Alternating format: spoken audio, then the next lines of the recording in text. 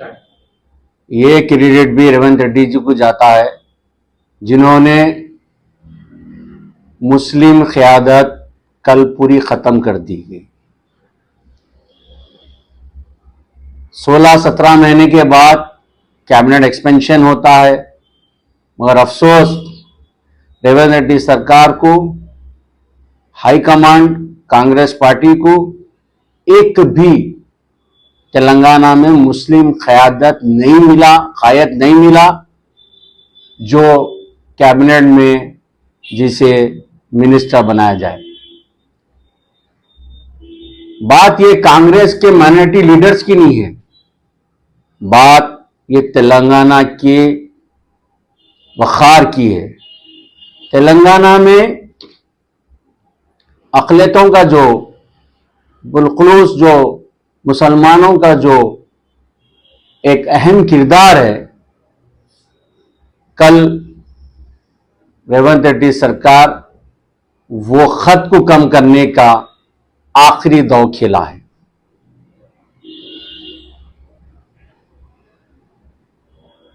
मुझे समझ में नहीं आता, और मैं बहुत अच्छे से जानता हूं तेलंगाना कांग्रेस के माइनॉरिटी लीडर्स को, जो बावखार है, बहुत इज्जत वाले हैं, मगर इनकी इस चीज पर खामोशी, रेवंत रेड्डी की जो हरकत कल हुई है उस पर खामोशी मुझे समझ में नहीं आ रही।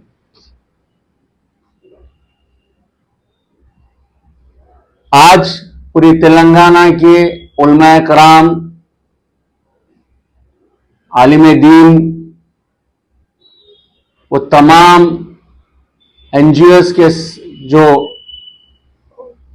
अकाबरीन हैं, वो सब रेवंत रेड्डी के कल जो कैबिनेट एक्सपेंशन था वो देखकर मैं समझता हूं सारे के सारे अफसोस ज़्यादा होंगे। और वो तमाम तेलंगाना के मुसलमान जो कांग्रेस के हक में अपना वोट इस्तेमाल किए थे, वो भी कल अपने वोट पर शर्मिंदा हुए होंगे। और हमने पिछले 18-19 महीने पहले ही क्लियर कह दिया था कि कांग्रेस के चोले में रेवंत रेड्डी कौन है।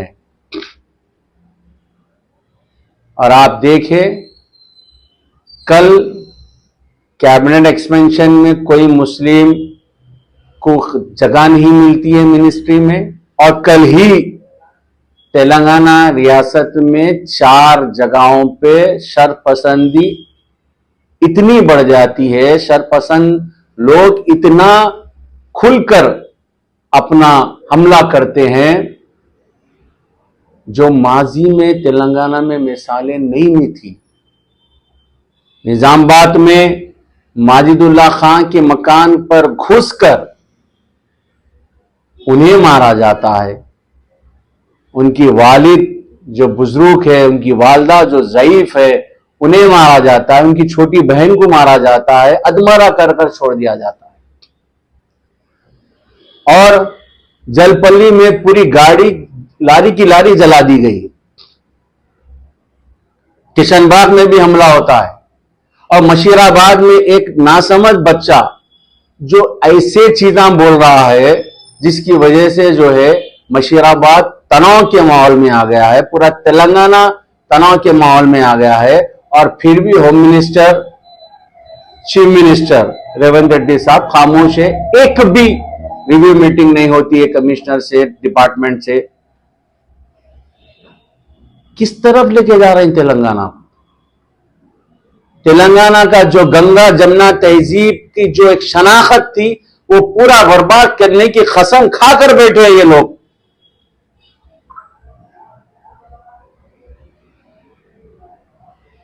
ये बाजार कांग्रेस सरकार की चीफ मिनिस्टर बन के बैठे हैं, मगर मुझे ऐसा लगता है कि ये राहुल जी का आइडियोलॉजी को पूरा भुला चुके, और ये सिर्फ मोदी और अमित शाह की नक्शे कदम पर चलने के लिए पेश है।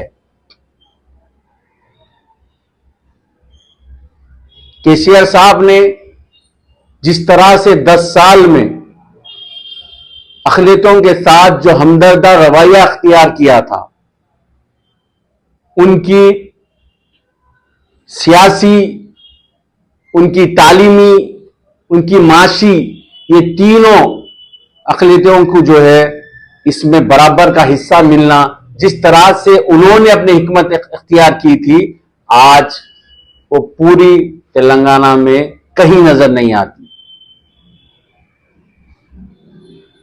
मुझे अफसोस के साथ कहना पड़ रहा है कि आने वाले दिना तेलंगाना में बहुत सख्त और बहुत मुश्किल के होने वाले हैं। इस तरह से अगर से रेवंत रेड्डी सरकार काम करती रहेंगी तो मुश्किल है। मैं आपके जरिए तमाम तेलंगाना की आवाम से कहता हूं कि गंगा जमुना तहजीब को नुकसान पहुंचने वाला है। बाबा साहब का जो आइन था, जो वो आइन को नुकसान पहुंचने वाला है, और ये यही सरकार में पहुंचेगा। यहां बीजेपी की सरकार नहीं है, मगर उन्हीं का काम चल रहा है तेलंगाना में।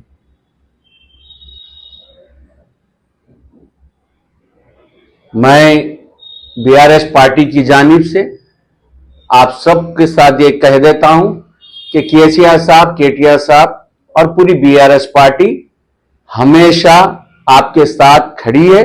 आपके हक के लिए हम हमेशा हर जगह अपनी आवाज उठाते रहेंगे।